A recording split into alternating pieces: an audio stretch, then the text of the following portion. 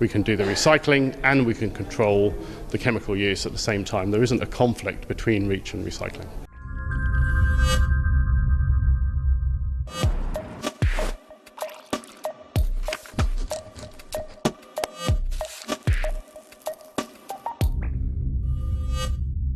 REACH plays a very important role to give a framework, and recycle, of course, is necessary because we can't have also raw materials like we have it today.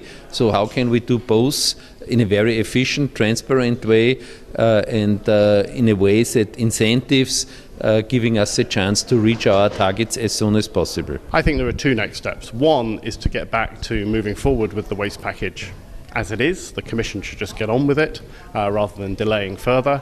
And secondly, we really need to address the issue of hazardous chemicals in products.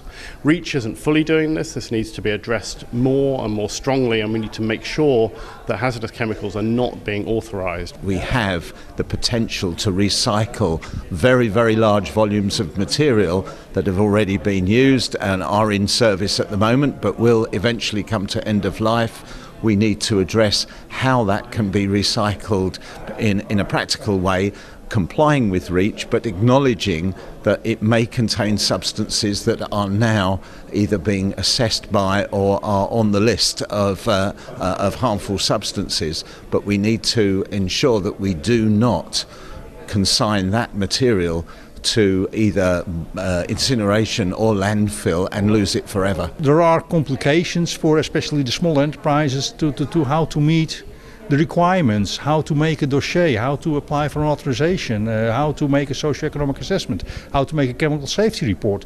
Those questions are very relevant when you're talking about REACH, but for especially small and medium enterprises it might also be something which is not, so to say, business as usual for them or normal daily practice. For the long term, REACH is definitely the solution because it's definitely incentivizing the innovation. But we have now to deal with the legacy of the past. Those materials which were legal at a certain point in time have to be recycled now, otherwise we will be losing lots of resources. We should start now to create a sustainable world for our children, and the main task is to build incentives and motivation to do it together in a benefits way where growth takes place and where new jobs are created.